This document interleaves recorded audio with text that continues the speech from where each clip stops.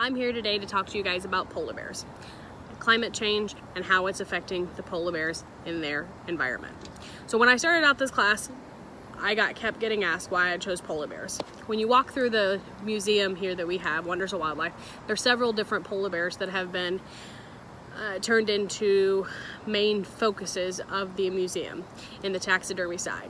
They have a nameplate there with the person that shot them, how big they were, what record they hold, and it's always bothered me. Some of the taxidermy don't really bother me, but the polar bears did, because I keep thinking in my mind, those are endangered. Why are people going and shooting them? Why are they bringing them back as a trophy? It really shouldn't be a trophy. They're endangered. Come to find out, they're really not endangered. So a lot of countries think they're at risk. Some name them at risk. Some of them consider them vulnerable. Some of them consider on the verge of being at risk. So there's a different title that a lot of different countries give them, but no one has ever called them endangered. And the reason that is because there's more polar bears today than there were 40 years ago. There's 21,000 to 30,000. We're not quite sure how many polar bears there are in 19 different populations that we know about. What has happened is we have linked as a society global warming and polar bears. Because we're able to visually see that polar bears are being affected, people have chosen to link those two together from an environmental standpoint to be able to draw support from citizens on global warming. Now, that's not to say that there isn't an issue with global warming. Global warming is an issue, but it's affecting you and I just as much as it's affecting the polar bears. So why is global warming affecting the polar bears at all? So that is something that we had to discover. So polar bears are obviously only live in the Arctic, that region. That is where they are at. That's the only place that they have ever lived that we know of. Polar bears go out onto sea ice. They wait by blowholes that the seals come up and breathe in. They strike a seal, they eat the blubber, and they move on.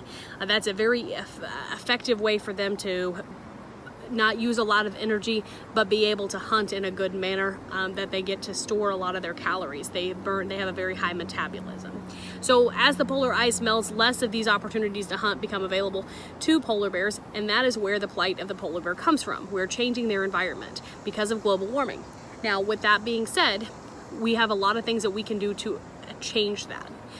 We can stop using things that are not recyclable, one-time use plastic bags, plastic straws. We need to focus more on recycling. We need to focus on picking products that are reusable, but also be able to focus on companies that are green, such as Apple. They recently announced that they are now 100% using renewable energy around the world, which is fantastic. Being able to support products like that will help us reduce our carbon footprint, our greenhouse emissions, and then be able to ensure that the polar bears' habitat is changed as little as possible.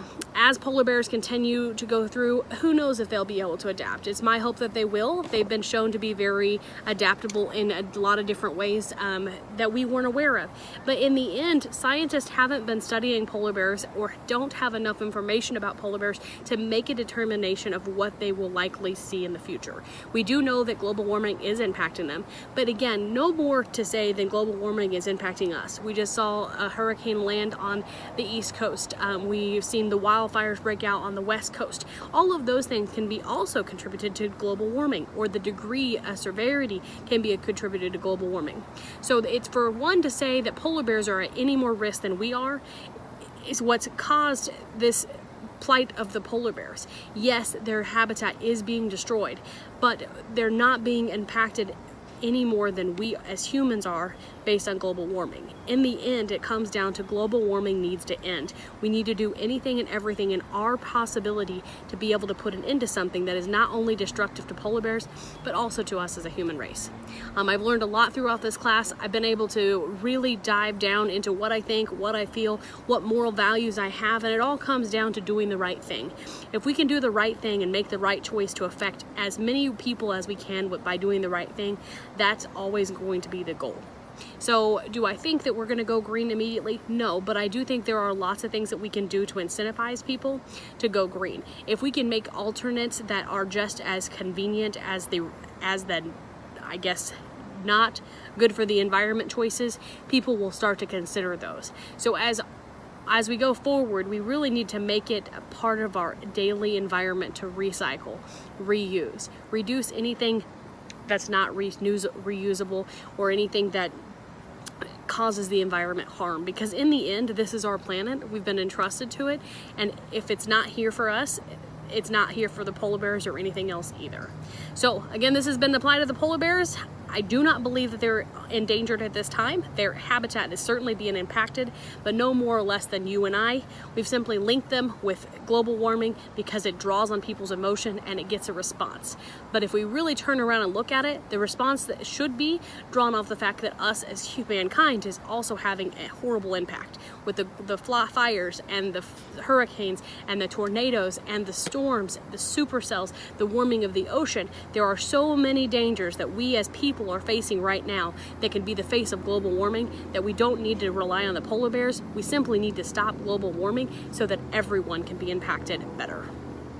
Thanks.